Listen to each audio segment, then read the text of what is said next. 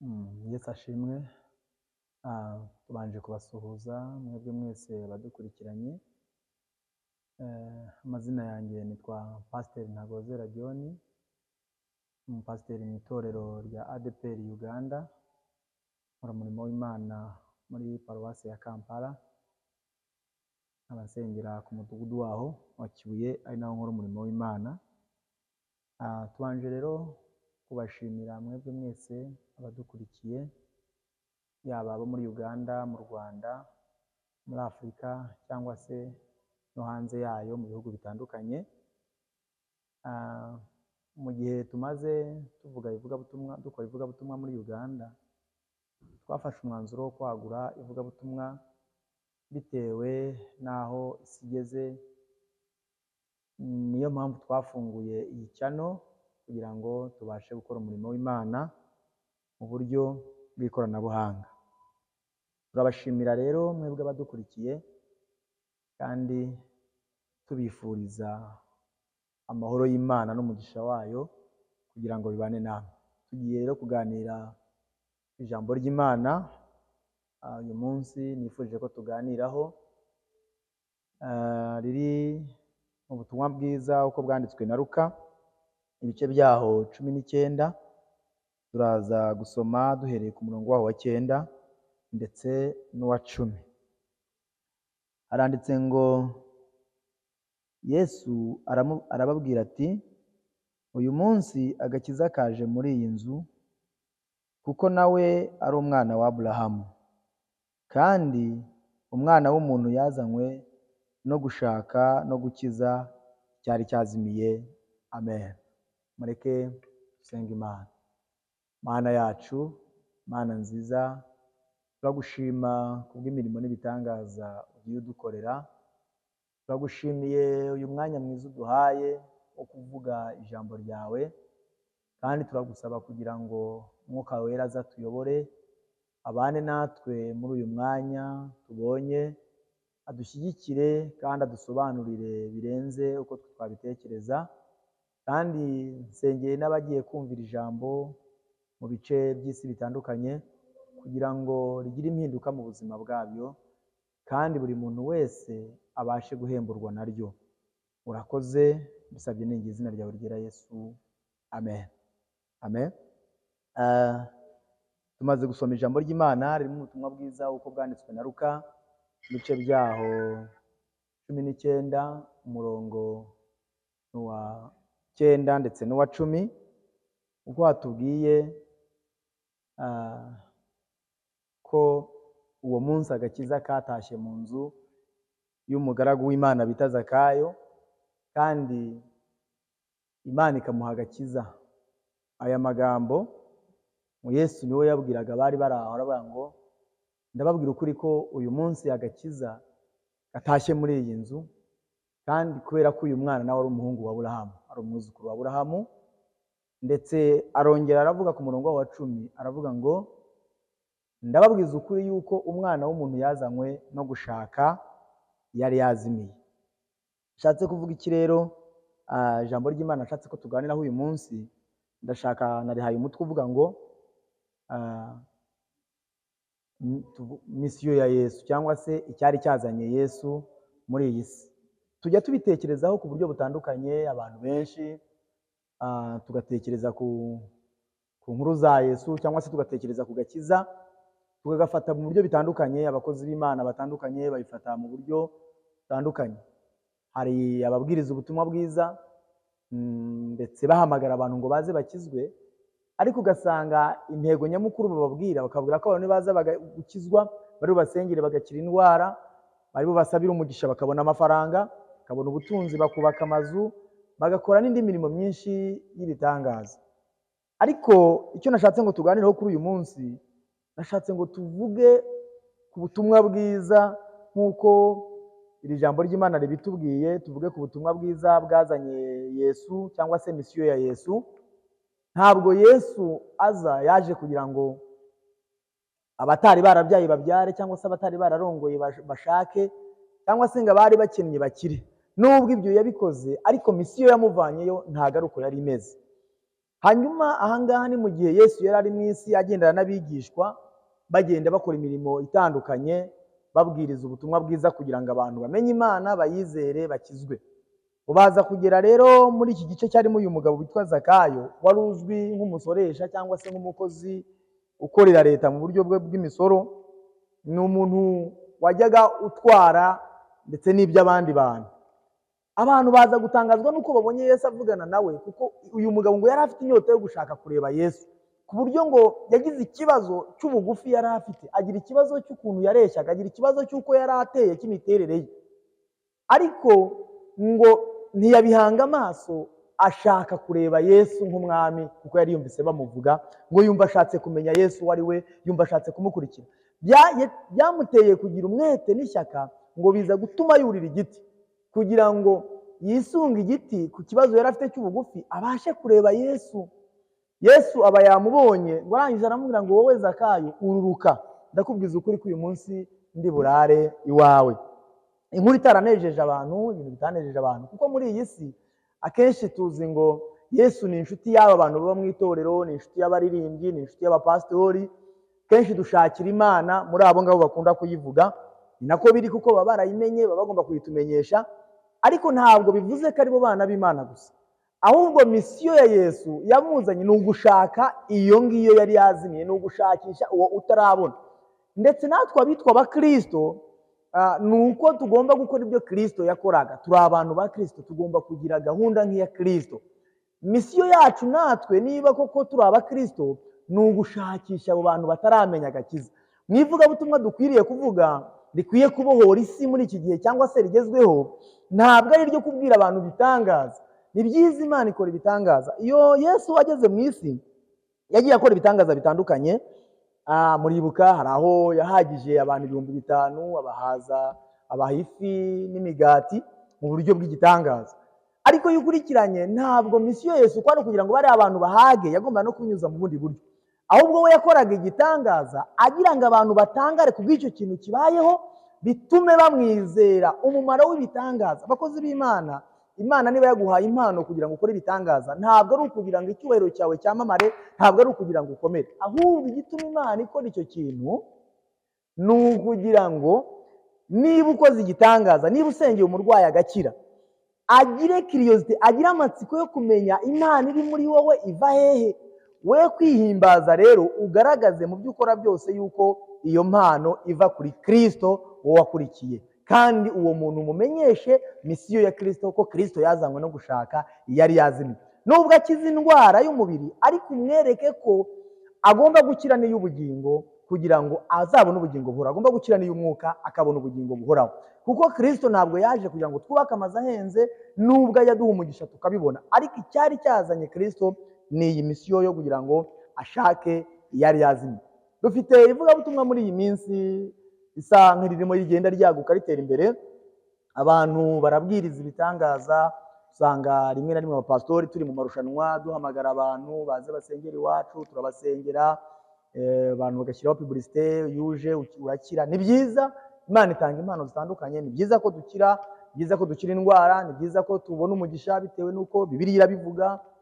Imirimo tuba twakoze, tukazana 1/10 ndetse n'amaturo, cyangwa se n'indi mirimo yose ikorwa mu rusengero ishobora kuzanira umuntu umugisha. Ariko nubwo ibyo wabikora, ntitwibagirwe misiyo yazanye Kristo, ntitwibagirwe misiyo yatumye Kristo ava mu ijuru. Hari hari ubwiza, hari hari byose. Yari abishoboye kuba yakubwira ngo ubona iki ukakibona. Ari mu isi yabashaka kuvuga ngo uyu nabone amafaranga akayabona.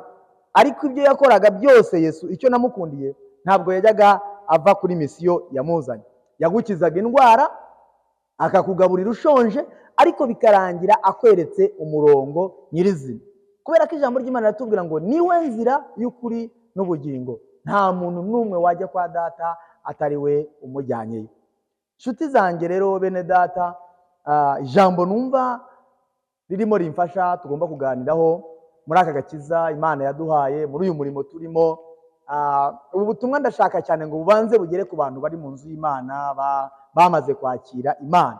Tumenye misiyo y'umwami wacu Yesu Kristo twakiriye, tumenye inkomoko y'izina ryacu. Kubera iki twitwa abakristo? Ni ukubera Kristo watubanjirije. kandi tugomba kugira ikirenge muke, tugomba gukora ibyo yakoraga. Misiyo yamuzanye kwari kugira ngo ashakishe abo batari bamenye Imana bayimenye, tubone inzira y'ukuri, kuko niwe nzira y'ukuri izatujyana mu ijuru. Umuntu utemera Kristo ntabwo ashobora kuba yazagera mu bwami bw'Imana ubwo twirirwa tubigisha. Wakwibaza ati se umuntu yamenya Kristo bigenze bite? Ijambo ry'Imana ribisobanuraho neza. Kuba wahanura cyangwa se ugakora ibitangaza, ibyo ntibisobanuye kuri muri misiyo ya Yesu Kristo. Hari icyo ugomba gukora, ugomba kubahiriza amabwiriza cyangwa se amategeko y'Imana nk'uko ari, ugomba gukora uko Imana ishaka, ugomba gukora uko ijambo ry'Imana ritubwira. Kubera ko uyu mugabo yari afite ubukire, yari umukire, yari afite akazi gasanzwe kamubeshejeho, ubuzima bwe bwari bumeze neza, nta kibazo kijyanye n'imibereho yari afite, ariko muri we yumva hari ikintu abura. Ndababwiza ukuri, nk'umuntu utaramenya Imana haba hari ikintu abura, haba hari ikintu abura. Nawe ubwe iyo agenda arabyumva, gusa nuko aba ataramurikirwa n'umucyo kugira ngo amenye ikibura icyo ari cyo. Ariko hamwe n'impano y'Imana Yesu Kristo yazanye mu isi kugira ngo tumumenye cyangwa se tumenye inzira ye, natwe abahamagariwe gukora uyu murimo, ndabasaba cyangwa se mbashishikariza kugira ngo mureke tukorere Imana, tuvuge ubutumwa nk'uko bikwiriye, twamamaze inkuru ya Yesu Kristo ku isi, kandi tutava ku ntego ye yo kugira ngo abazimiye babashe bagaruke mu nzu y'Imana, abantu bamenye Imana by'ukuri, tuve muri kompetisiyo yo kuba twashaka kugira abantu benshi badukurikiye cyangwa se abantu benshi. Izi channel zo dukoresha rimwe na rimwe hari ubwo abantu dushobora kuzikoresha dutekereza ko hari ibindi twabonamo, ariko ibyo tutarabitekereza tubanze dutekereze kuri misiyo ya Yesu, ni ukwamamaza ubutumwa bwiza. Kristo ajya kujya mu ijuru yagiranye meeting cyangwa se yagiranye inama n'abigishwa be ubwo yari amaze kuzuka yenda kubasezeraho, ngo bari ahantu hamwe bahuje umutima, arabaganiriza arababwira ngo mugume hano, muhuze umutima, mugume hano, ngiye kugenda nzaboherereza umufasha. Arabangwa mu byakozwe n'intumwa, arabango cyakora muzahabwa imbaraga uwo mwuka wera nabamanukira, muzaba abagabo bo kumpamya ku Yudaya, Isamariya, kugira no ku mpera y'isi. Birakwiye rero kugira ngo tubanze twuzure imbaraga z'umwuka wera, duhamye Kristo twamenye, tutamuvuga igice, twibuka misiyo y'Imana, twibuka misiyo yazanye Yesu Kristo. Yavuye mu ijuru hari ibintu byose, hari ibintu byinshi. Hari abantu benshi babuze amahoro bameze nk'uyu mugabo witwa Zakayo, hari abantu benshi bafite ibibazo bitandukanye, hari abantu benshi. Ni nacyo cyatumye Imana cyangwa se umwana wa Yesu Kristo aza, ni nacyo cyatumye Imana iduha impano zitandukanye, bamwe bahakubwiriza, abandi bahaguhanura, abandi bahakuririmba. Ntabwo ibyo yabidukoreye kugira ngo tubi bitangaza cyangwa twamamare, kwari kugira ngo izo mpano tuzikoreshe mu gucungura abantu bayo batarayimenya, tubereke inzira nziza, tubereke umugambi w'Imana, tubereke gahunda ya Yesu Kristo yamuzanye ku isi.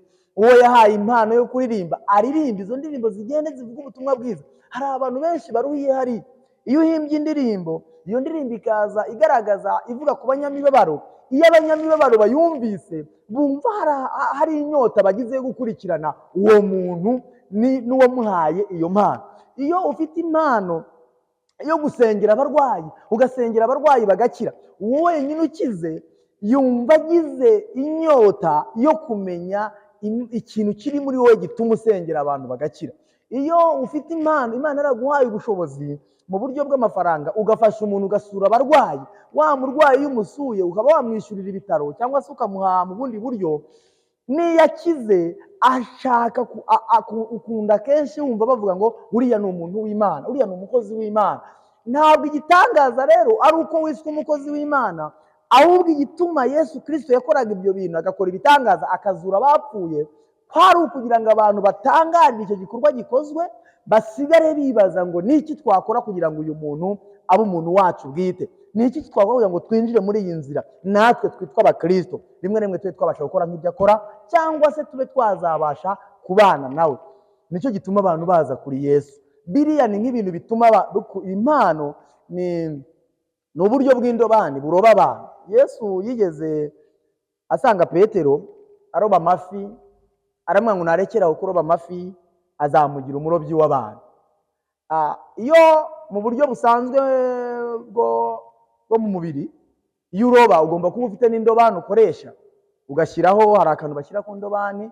Nigeze ntura ku nyanja ku kiyaga bita Cyohoha, ahantu bita Bugesera, niho nakuriye.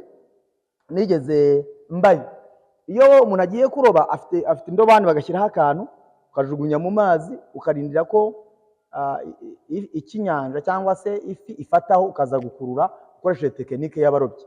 Kristo amaze guhindurira ubwo buzima bwa Petero kugira ngo ave hariya, hari ikindi kintu yagomba kumuha. Niba amutesheje indobani mu buryo bw'umubiri, yagombaga kugira indi ndobani amuha mu buryo bw'umwuka. Izi Imana yaduhaye ni indobani zituma turoba abantu, ntizidutere kumva hari ibyo turi byo ngo tube ibitangaza bituvane ku gukorera Imana. Ni indobani.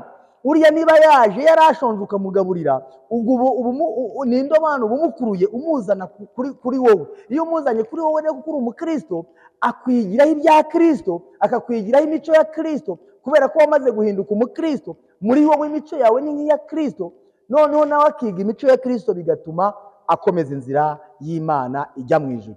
Ubwo rero uba ukoze ya misiyo ya Yesu, uba uvanye umuntu mu mwijima, nawe uba warasigaye ushakisha, ufasha Yesu gushaka yari yazimiye. uba uri mu murongo mwiza.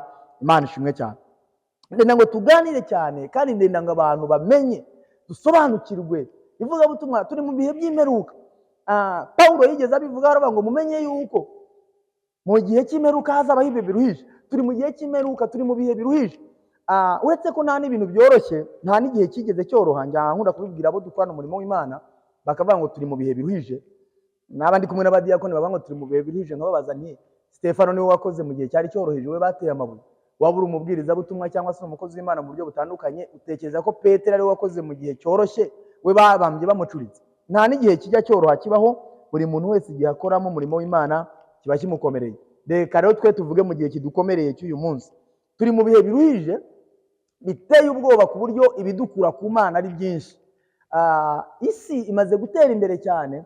Uko mureba turimo dutekereza gukoresha tekinoloji tubwiriza isi kugira ngo abantu bose bahinduke bamenye Yesu, ni nako na Satani nawe akoresha iyi tekinoloji avana abantu ku Mana. Hari ibintu byinshi biri kuri izi channel YouTube, biri kuri social media zitandukanye, TikTok, bifite izindi mbaraga bikamura umuntu bikamuvana ku Mana, ku buryo ari indobani ya Satani akoresha aroba abantu b'Imana bavana mu nzu y'Imana, ku buryo iyo ubihanze amaso ukabitinda imbere, usanga wanamutse, ugasanga ari nta mbaraga z'Imana zikikurimo.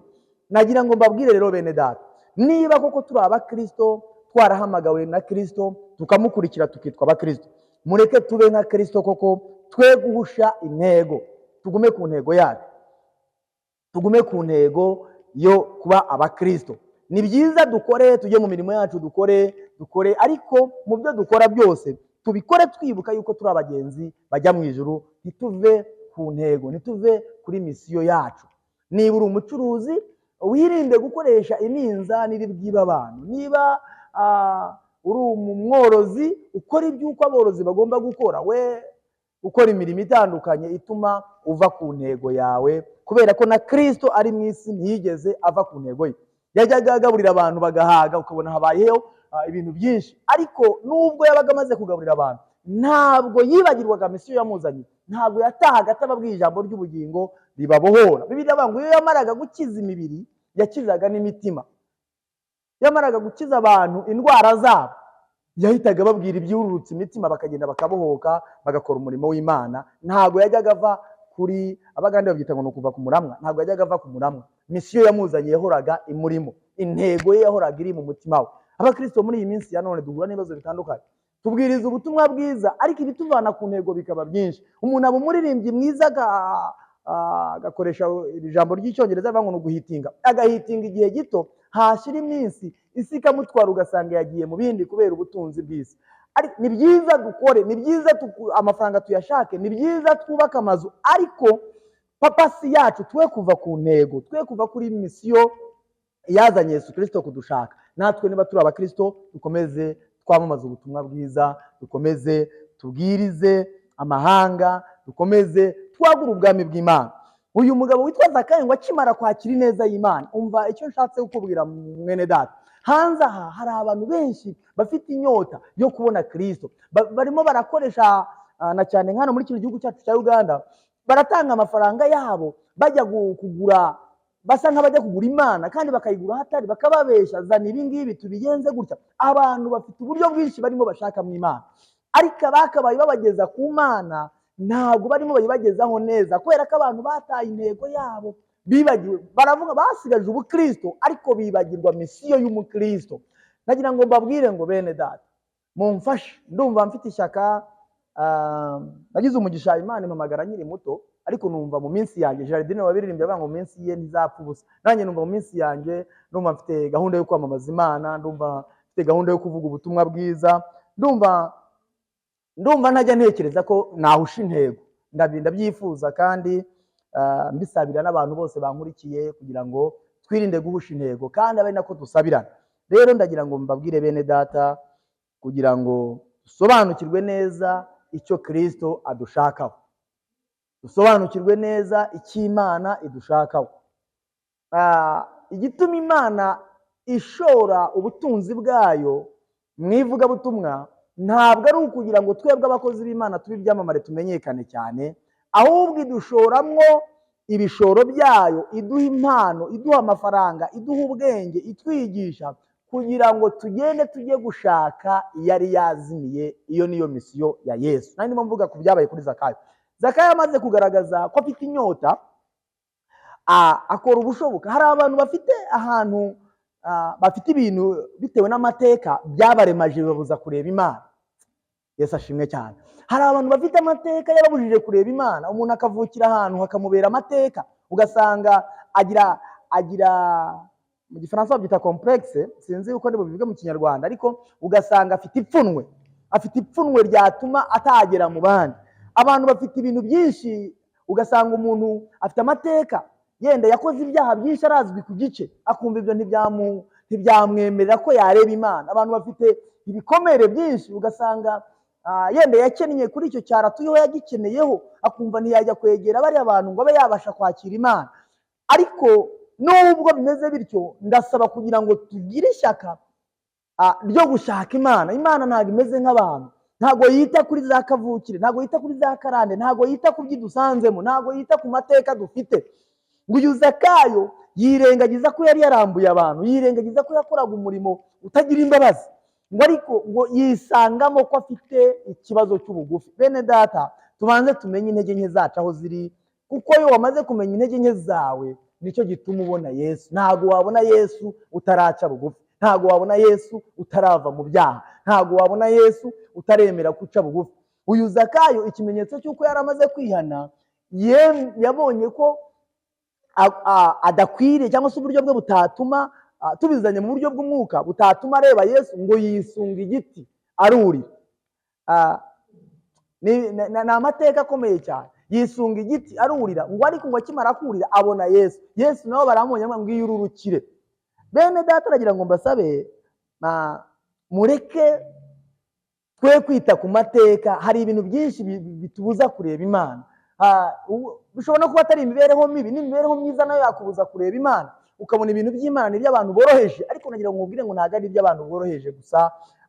Bakomeye bamenya Imana, boroheje bamenya Imana, abatunzi bayimenya, ababyaye barayimenya, abatarabyaye barayimenya.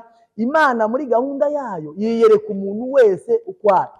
Kandi ikintu cyantangaje cy'Imana, igira inzira nyinshi zirenga 1000. Ishobora kugusanga ikoresheje indobani yo kugukiza, ukabona ubukire bwinshi kugira ngo ushime Imana, abakene nabo bamenye ko mu Mana haba ubutunzi. Ishobora gukoresha indobani yo kugukenesha, kubera ko ibona ko wishyize hejuru, ugakena, muri bwa bukene akaba ari umenyera Imana ikakuroba. Noneho iyo umaze kuva muri ubwo buryo bwose, icyo mbasaba kugira ngo mujye mugira ishyaka, muharanira kuvuga iby'Imana yabakoreye, kubera yuko hari abantu bari hariyeho mwahoze, bakeneye kumva ijwi ryanyu, bakeneye kumva ubuhamya bwanyu, bakeneye kumva amashimwe yanyu. Noneho nabo bamenye ko hari Imana igira neza. Nibamara kumenya ko hari Imana igira neza, bahere ko bahimbaze Data cyangwa se So wo mu ijuru. Muri kwa kumuhimbaza, bagaruke bamushake, bamumenye nk'uko Zakayo yamushatse, bagirirwe imbabazi. Ngo Zakayo amaze kwihana, amaze kubona ko ababariwe, amaze kubona ko Yesu amwemeye, nibwo yahise atangira kwera imbuto, gukora. Aravuga ati noneho ibyanjye ndabigabanya abakene, ngiye gutangira kugaburira abantu. Iyo ukora imirimo ariko udakijijwe, iyo ukora imirimo idafite aho yandikwa n'imfabusa, uba ukorera icyubahiro cyo mu isi kizabura. Ariko tubanze duce bugufi, dukureho ibituma tutabona Imana, twisunge igiti nk'uko Zakayo yakisunze, twisunge Kristo kuko niwe waje kugira ngo aduhe inzira itujyana mu ijuru. Niwe nzira y'ukuri kandi niwe bugingo, niwe wenyine ubonerwamo agakiza. Nta yindi nzira yatujyana kwa Data uretse Yesu Kristo. Niyo mpamvu mbasaba ngo mugume ku ntego, niyo mpamvu mbasaba ngo mugume ku ntego iyi yazanye Kristo. Ntabwo Kristo yaje kugira ngo twambare tuberwe cyane, kandi nta nubwo yaje kugira ngo twambare ibigunira buri munsi. No, abarokore twabaho neza tukambara tukaberwa, ibyo ntacyo bitwaye Imana. Umurokore ashobora no gusonza akanaburara, ibyo ntacyo bitwaye Imana. Imana y'icyo ishaka kukwigisha n'ikireba niba yakikwigishije ukakimenya. Ni misiyo yayo ni ukugira ngo umuntu atava ku ntego iyo Kristo yaje kutumenyesha, kuko yaravuze ijambo rye ajya kugenda, yaravuze ngo simbasize nk'imfubyi, nzaboherereza umwuka wera ari we mufasha. Arangije arababwira ngo kandi ni byiza ko ngenda kugira ngo aho njya tuzabaneyo, ngo ngiye kubategurira ahanyu, ngo kwa Data hariyo amazu menshi, iyo atahaba mba mbibabwiye, ngo ariko ni byiza ko ngenda kugira ngo njye kubategurira ahanyu, kugira ngo aho nzaba namwe tuzabaneyo. Bene Data rero, niba mwumva mwifuza ko tuzabana mu bwami bw'Imana, niba wumva ufite inyota yo kuzabana n'Imana ubuziraherezo, niba wumva ufite ishyaka ibyo ukora mu nzu y'Imana, niba wumva ubikora ushaka kuzabona Imana, niba ubutunzi bwawe ujya ukoresha mu bintu bijyanye no gusenga no gufasha abantu, cyangwa se no kugura ibikoresho bitandukanye byo mu nzu y'Imana, niba ubikora wumva ufite umugambi wo kugira ngo uzabone Imana, ndagira ngo nkusabe ngo utava ku ntego iyi ngiyi ya Kristo. Kristo cyamuzanye kwari ukugira ngo ashake iyari yazimiye ayigarure mu rwuri. Ndimo ngana ku musozo rero, nagira ngo nshimire abankurikiye, ariko mbasaba kugira ngo twirebe, dusabe umwuka wera aturondore, turebe niba ari nta bintu byatuvanye mu rwuri, turebe niba ari nta bintu byatumye tuzimira, turebe niba mu mirimo dukora ya buri munsi ari nta kintu cyadukuye ku Mana, turebe niba mu mibereho yacu ari nta bintu byatwigije kure y'Imana, turebe niba mu mibanire yacu nabo tubana nabo ari nta bintu byagiye bitwigiza kure y'Imana, turebe niba mu bigeragezo twagiye duhura nabyo twarabashije guhagarara hamwe n'Imana. Nidusanga twarahagaze neza n'Imana, dushimire Imana kandi dukomeze gusenga dusengera n'abandi baba baragize intege nkeya. Nituramuka dusanze rero hari aho twagize intege nkeya, ushobora kugira intege nkeya bitewe n'umugabo. Umugabo yakugerageza ukagira intege nkeya, ubwo wavuye ku ntego, misiyo uba wayivuyeho. Umugore yakugerageza ukava ku ntego, ugatandukira ukava mu byizerwa, nubwo ufite icyabiguteye ariko uba wamaze kuva ku ntego.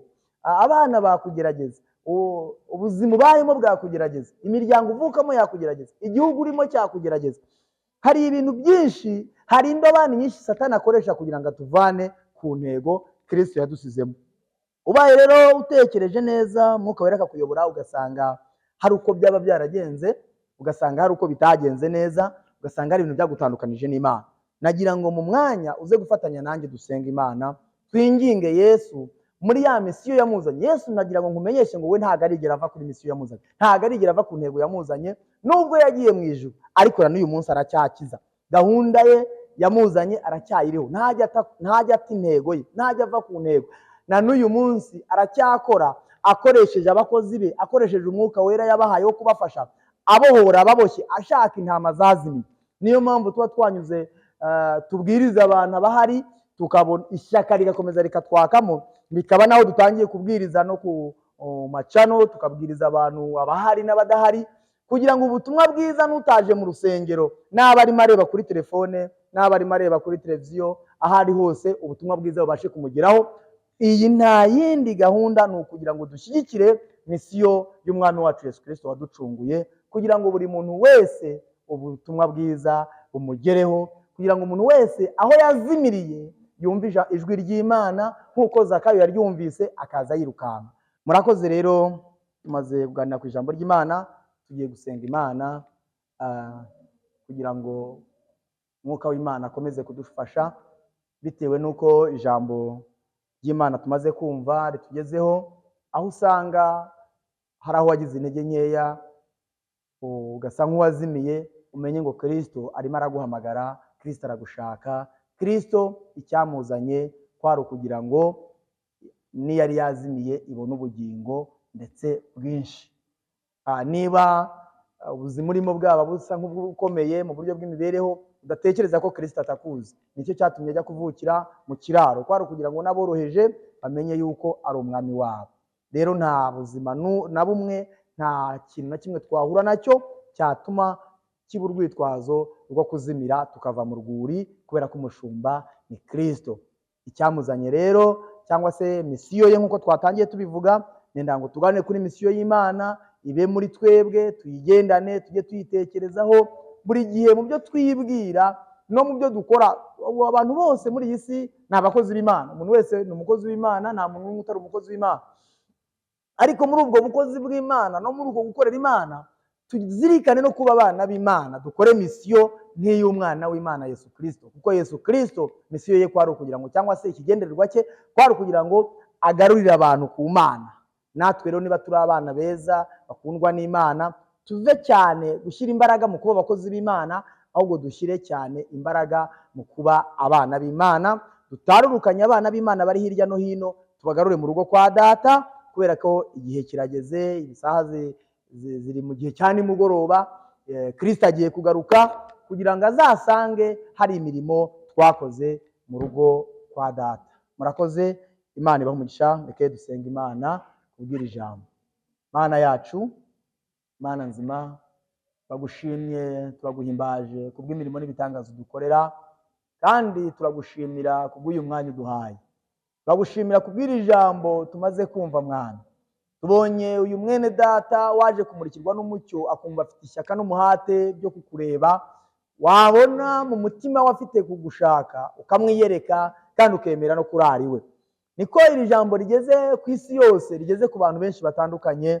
Nagira ngo umuntu rigezeho akagira ishyaka n'umuhate n'inyota yo kukumenya no kukubona, utitaye aho ari n'amateka arimo. Nasaba ngo nk'uko wagize kwemerera Zakayo ukamubwira ngo niyururukure abana nawe, ubasange mu buryo bw'umwuka, ubavane mu byo bari barimo, ubururutse mu bibananije no mu byo buriyemo, babashe kuruhuka imitima, bakurikira inzira yawe, kandi umwuka wera akomeze kubasobanurira misiyo yawe cyangwa se intego yawe, ko wazanywe no gushaka abari bazimiye, kugira ngo tugaruke mu rugo, tuzabane nawe mu buturo bwera aho wagiye kudutegurira.